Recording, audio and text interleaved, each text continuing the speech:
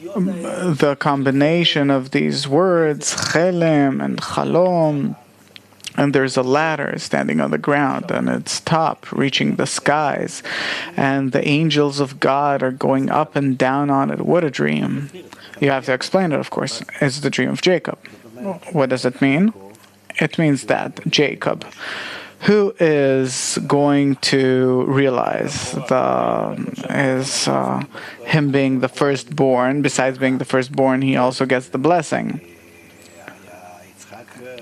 because Isaac simply blessed him.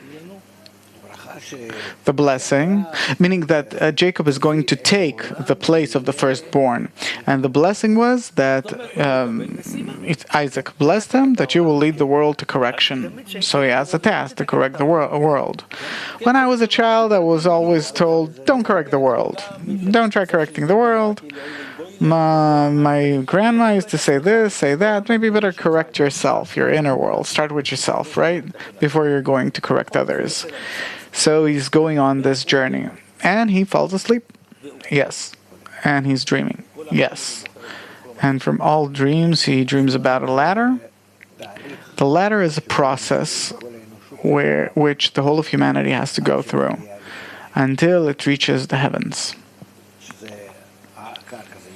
The ground, the soil, is called the will to receive, our current nature, that we're in this world, which we feel in and live in. It's called the soil, and Yacóv is asleep on a rock. Yeah, on a rock. What symbolizes the rock? The stony heart. Very hard things that you can't correct, can't. Stony heart, let it be, put it aside. At the end, we'll take care of it. I promise you, at the end, stony heart. It'll be corrected of itself, only at the end. I'm asking a foolish kind of question, but I mean, why is he sleeping like? Why is his head lifted? Meaning to lift his head above the stony heart, meaning that all of his thoughts, because of the stony heart, being the basis of the matter of creation that has to be corrected, but above it, atop it. And then he sees the ladder. Yes, he sees the ladder. The ladder is right and left, 2 lines, and in between them you have degrees, right? Okay, these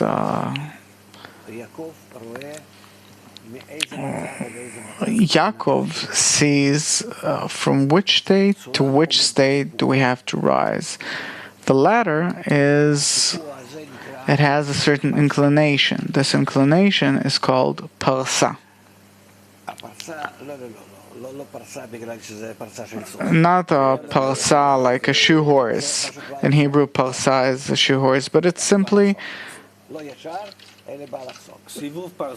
that it's not straight, meaning that it's not straight. But you have to all the time try and raise all the corrections, meaning that it's simply. It's a diagonal, it's not straight. All of the corrections of our bad qualities, egoistic qualities that we will correct and raise them above the Porção. In direction of the heavens, yes. This way we build the ladder.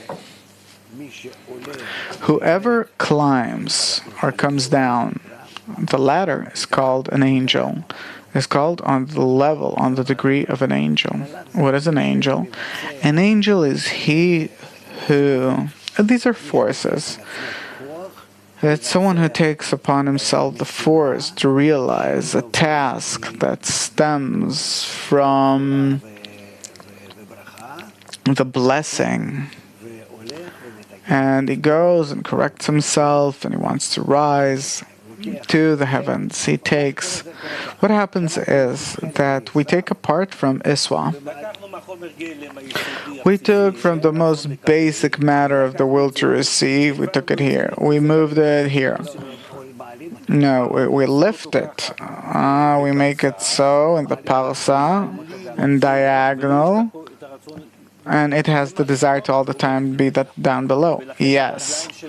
And therefore its feet are on the ground. It's in the matter of the will to receive. Now comes a form called Jacob with the angels, that on the right he has an angel that tells him take, and on the other hand he has an angel that tells him give.